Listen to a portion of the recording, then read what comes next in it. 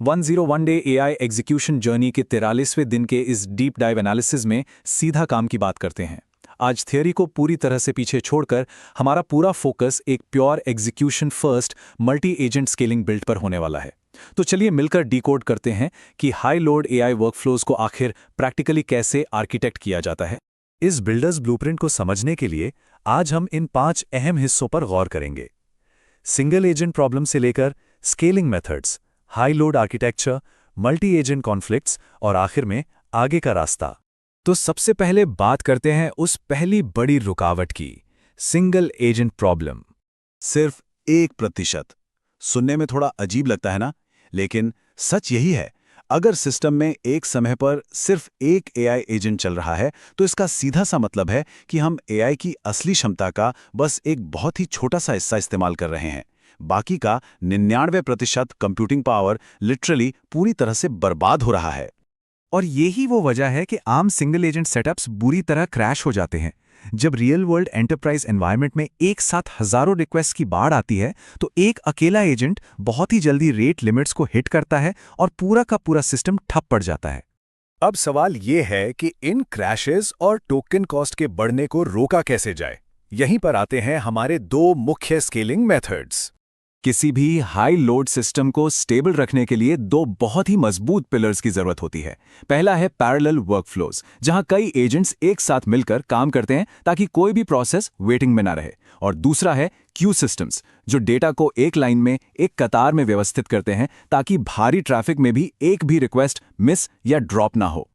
चलिए अब इस थ्योरी से आगे बढ़कर एक practical high load workflow architecture को देखते हैं। इमेजिन कीजिए एक बिल्कुल फ्लॉलेस पाइपलाइन। पहले स्टेप में सिस्टम एक साथ 50 जटिल क्वेरीज का बल्क डेटा इनपुट लेता है। फिर क्यू सिस्टम तुरंत इस डेटा को थ्रॉटल करता है ताकि सिस्टम एपीआई लिमिट्स को रिस्पेक्ट करे और ब्लॉक ना हो। और आखिर में विशेषज्ञ एजेंट्स ए, बी और सी एक ही पल में ट्रिगर होते हैं, जो एक साथ रिसर्च, डेटा वैलिडेशन और आउटपुट फॉर्मेटिंग को बिना किसी लैग के पूरा कर देते हैं। इन दोनों मॉडल्स के बीच का कॉन्ट्रास्ट बिल्कुल साफ है। एक तरफ वो नाजुक सा बेसिक चैटबॉट है जो एक बार में सिर्फ एक काम करता है और भारी लोड पड़ने पर गलतियां करने लगता है, और दूसरी तरफ है एक एंटरप्राइज स्केल प्रोडक्शन सिस्टम, एक ऐसा पावरफुल बैकएंड इंजन जो भारी भरकम टास्क लोड को एक साथ प्रोसेस करता है और पलक झपकते ही उसे सीधे डेटाबेस में सेव कर देता है। लेकिन बैकएंड पर चीजें इतनी आसान भी नहीं होती। अब बात करते हैं एक बहुत ही सीरियस चुनौती की, मल्टी एजेंट डिसीजन कॉन्फ्लिक्ट्स। एक पल के लिए इस आर्किटेक्चरल सवाल पे गौर करते हैं। आखिर क्या होता है जब कई पैरेलल एजेंट्स एक ही समय पर, बिल्कुल एक ही सेकंड में, एक ही डेटाबेस के अंदर डेटा लिखने की कोशिश करते हैं। बिना सही डेटा ट्रैफिक कंट्रोल के सिस्टम को इस तरह तेजी से स्केल करना एक बहुत बड़ा डिजास्टर बन सकता है। इस पूरे खतरे को टेक्निकल भाषा में रेस कंडीशंस कहा जाता है। ये एक ऐसा सॉफ्टवेयर फ्लॉ है जहां कई प्रक्रियाएं एक ही डेटा को बदलने के लिए आपस में ही टकराने लगती हैं। असली इनोवेशन यहीं पर है।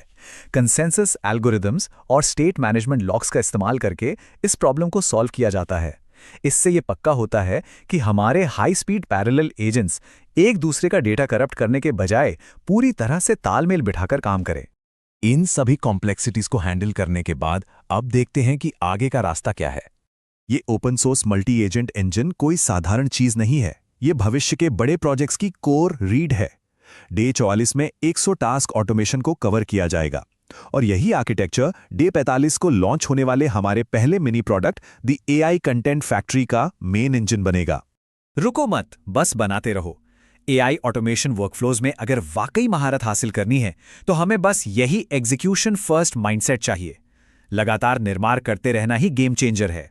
इस एनालिसिस में साथ जुड़ने के लिए शुक्रिया। लेकिन खत्म करने से पहले सोचने के लिए एक बड़ा सवाल, क्या आज के मौजूदा सिस्टम्स कल के इस बेतहाशा एआई स्केल को संभालने के लिए वाकई में तैयार हैं?